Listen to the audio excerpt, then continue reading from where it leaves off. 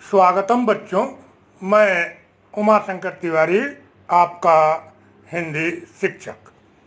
आज हम लोग हिंदी पाठ संचयन में गजानंद माधव मुक्ति बोध द्वारा लिखित जो निबंध है कलाकार की व्यक्तिगत ईमानदारी एक, उसके संबंध में विचार करेंगे, उसको समझने का प्रयास करेंगे। उस क्रम में हम लोग 5 बिंदुओं पर ध्यान देंगे। पहला होगा गजानंद माधव मुक्ति बोध का जीवन परिचय, शॉर्ट में, थोड़े में। दूसरा बिंदु होगा डायरी शिल्प के आधार पर पाठ की विवेचना। तीसरा बिंदु होगा व्यक्तिगत ईमानदारी की परिभाषा एवं मुक्तिबोध जी का क्या विचार है व्यक्तिगत ईमानदारी के संबंध में। चौथा बिंदु होगा पाठ का सारांश देखेंगे। और पांचवा एवं अंतिम पाठ का एक छोटा सा अंश, गद्यांश रहेगा छोटा सा, उस पर लेखक के विचार को हम लोग देखेंगे।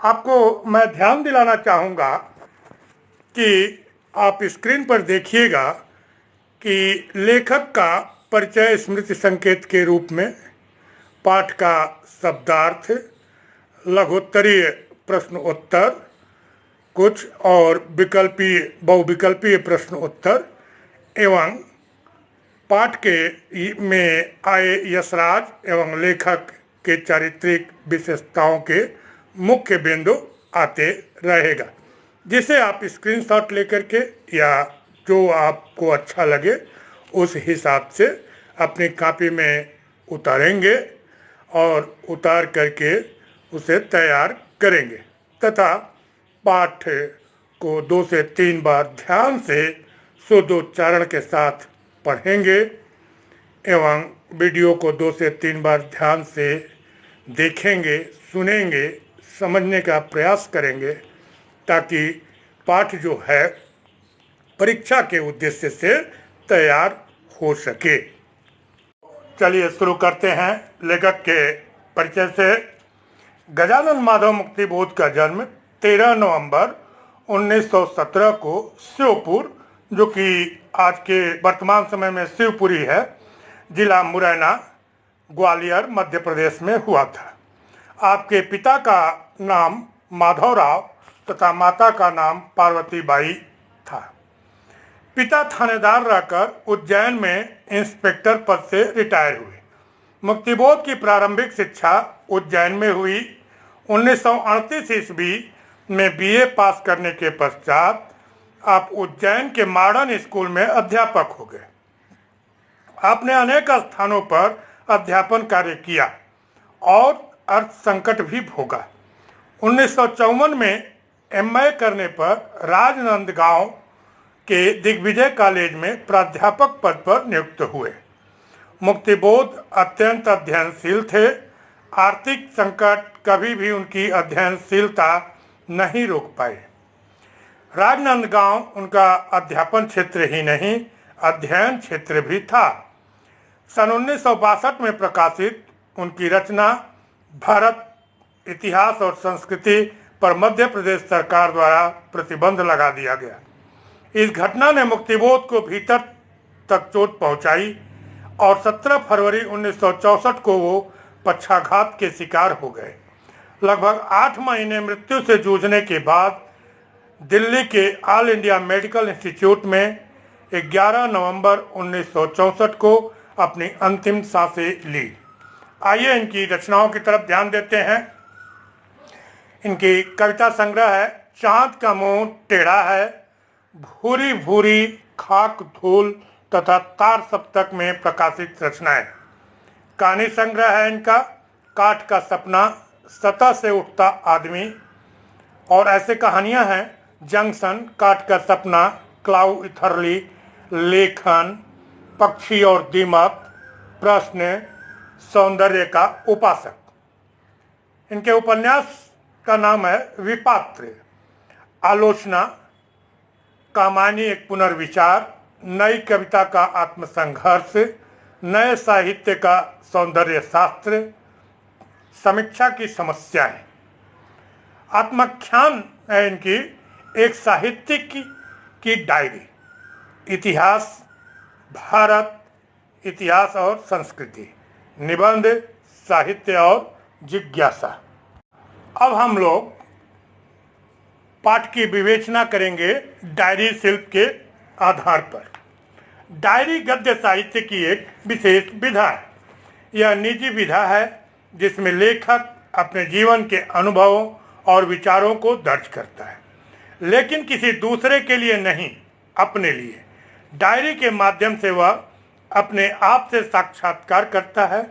कलाकार की व्यक्तिगत ईमानदारी एक मुक्तिबोध की डायरी है जो वसुधा पत्रिका में छपी थी। डायरी शिल्प के आधार पर कलाकार की व्यक्तिगत ईमानदारी एक की प्रमुख विशेषताओं को हम 5 बिंदुओं पर देख सकते हैं।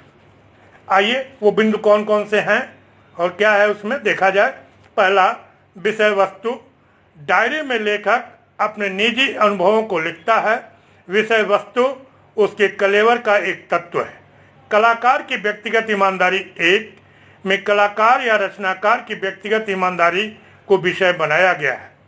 रचनाकार के गुण धर्म को लेकर लेखक एवं यशराज में खूब सार्थक बहसें होती हैं। मध्ययुगीन काव्य एवं नई कविता पर भाव भाषा को लेकर तुलनात्मक बहसें छिड़ती हैं। दूसरा बिंदु, आत्मकथ्य। डायरी लेखक की निजी संपत्ति होती है, परंतु प्रकाशन के बाद वह सामान्य पाठकों के लिए सुलभ हो जाती है। इस प्रकार उसकी वैयक्तिकता समाप्त हो जाती है। डायरी लेखक की आत्मा का प्रकाश होता है। लेखक अपने साहित्यिक अनुभवों एवं विचारों को इस डायरी में पूरी ईमानदारी से विश्लेषण करता है। डायरी मेरी व्यक्तिगत ईमानदारी का सबूत है। आइए तीसरे बिंदु को देखते हैं, वैयक्तिकता। डायरी की सबसे बड़ी विशेषता उसकी वैयक्तिकता होती है। इसमें लेखक आत्म साक्षात्कार करता है। वह अपने आप से संप्रेषण की स्थिति में होता है। इसमें उसके नितांत निजी अनुभव होते हैं। कलाकार की व्यक्तिगत ईमानदारी एक में लेखक के निजी साहित्यिक अनुभव एवं विचार अभिव्यक्त हुए हैं। लेखकीय धर्म पर लेखक कहता है, जो भाव या विचार जिस स्वरूप को लेकर प्रस्तुत हुआ है उसको उसी स्वरूप में प्रस्तुत करना लेखक का धर्म है। आइए अब इसके उद्देश्य को देख लेते हैं। चौथे नंबर पर, डायरी लिखने का मतलब है अपने रोजमर्रा के अनुभवों को लिपिबद्ध करना। यह लेखक का निजी लेखन है। डायरी लिखते हुए लेखक यदि सत्य पर आवरण डालने की कोशिश करता है तो डायरी लिखने का उद्देश्य ही परास्त हो जाता है। कलाकार की व्यक्तिगत ईमानदारी एक में रचनाकार के वास्तविक गुण धर्म को बेबाकी से प्रस्तुत किया गया है। नई कविता के भाव एवं शिल्प पर भी नए संदर्भों के साथ विचार व्यक्त किया गया है। पांचवा एवं अंतिम बिंदु, भाषा शैली। डायरी में लेखक की रचनात्मक ऊर्जा की अभिव्यक्ति होती है। कलाकार की व्यक्तिगत ईमानदारी एक में लेखक की भाषा का उत्कर्ष रूप देखने को मिलता है। शब्दों का प्रयोग अत्यंत सजगता से किया गया है। इसकी भाषा में भावात्मक तरलता का आभास हमें बराबर मिलता है। अपने मन की उलझनों को इतने खूबसूरत ढंग से काट सकना मुक्तिबोध की भाषा की विशेषता रही है। इसमें हिंदी के तत्सम शब्दों के साथ साथ उर्दू एवं अंग्रेजी शब्दों का प्रयोग भी हुआ है। भाषा मुहावरेदार एवं बिंबग्राही है। इस प्रकार डायरी शिल्प के आधार पर कलाकार की व्यक्तिगत ईमानदारी एक उत्कृष्ट रचना है। आइए क्रम को पुनः आगे बढ़ाते हैं और व्यक्तिगत ईमानदारी की परिभाषा को देखें एवं लेखक के व्यक्तिगत ईमानदारी संबंधी अपने विचार क्या हैं उसको देखा जाए।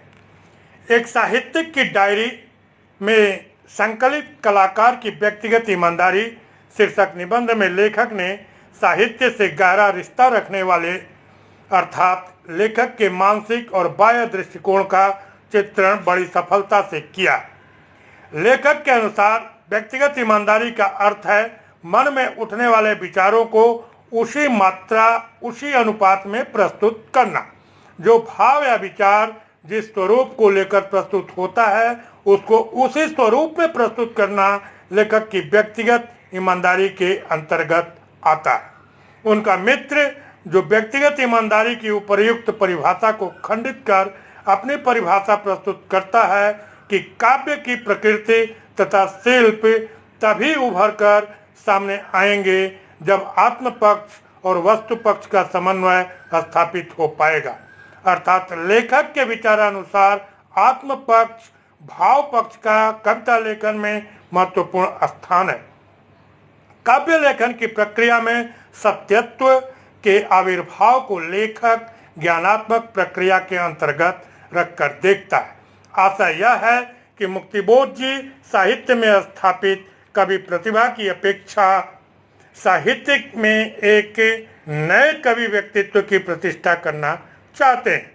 इस पाठ में कविता पर विचार करने से अधिक कवि व्यक्तित्व का स्वरूप कैसा होना चाहिए इस पर विचार किया गया है।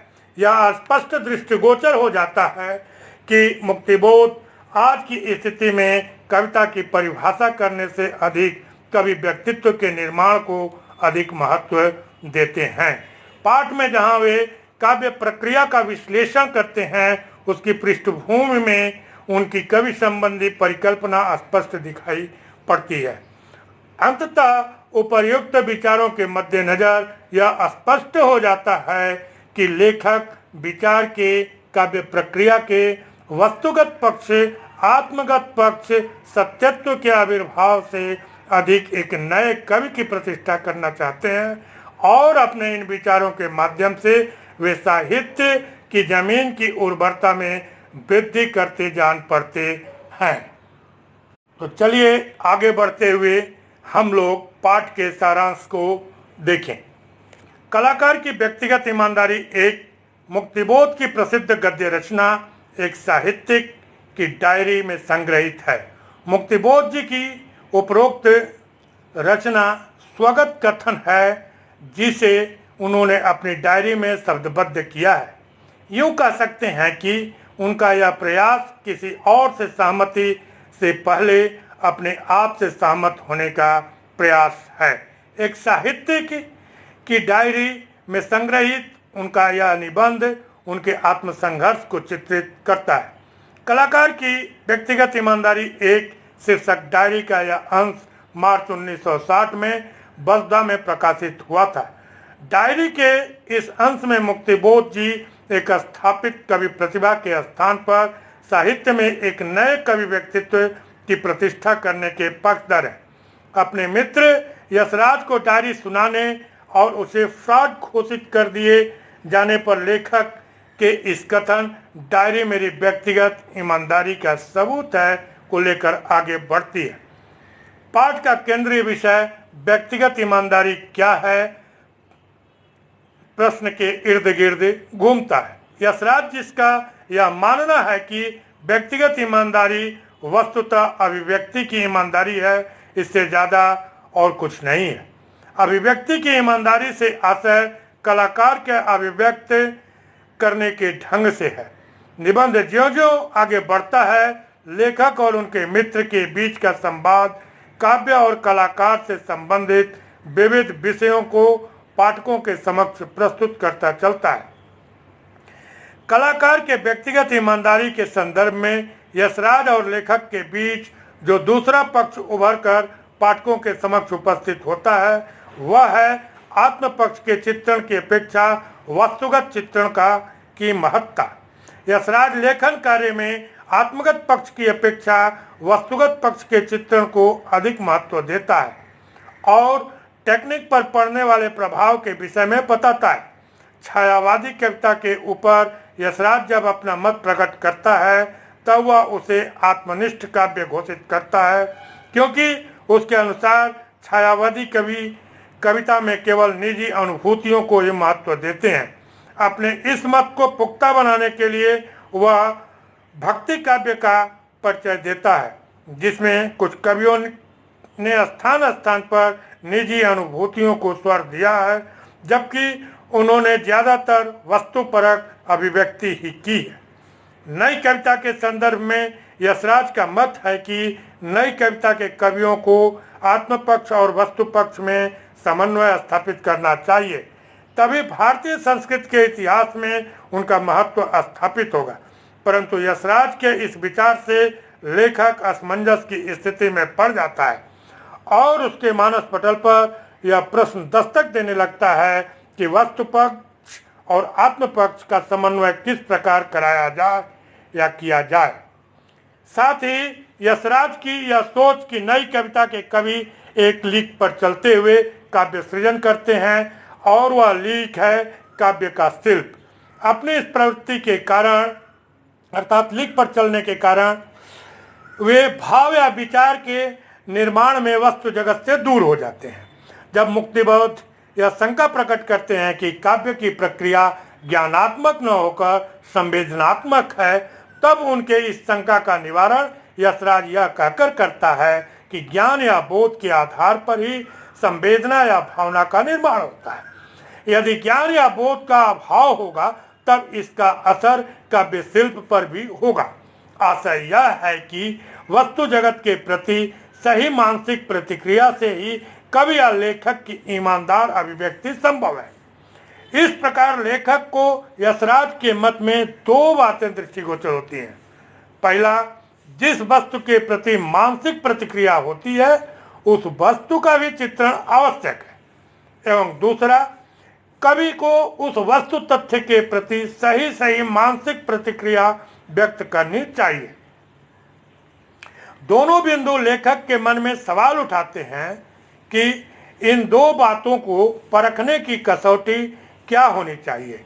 कवि अपनी मानसिक प्रतिक्रिया में व्यक्तिगत दृष्टिकोण के प्रति सजग रहे या न रहे, किंतु उसकी विचारधारा या सोच उसके मन के किसी कोने में अवश्य रहती है और इस प्रक्रिया के दौरान मानसिक प्रतिक्रिया में यदि सुधार करने का प्रयास किया जाता है तब वह कवि की ईमानदारी के विपरीत अर्थ को सूचित करता है।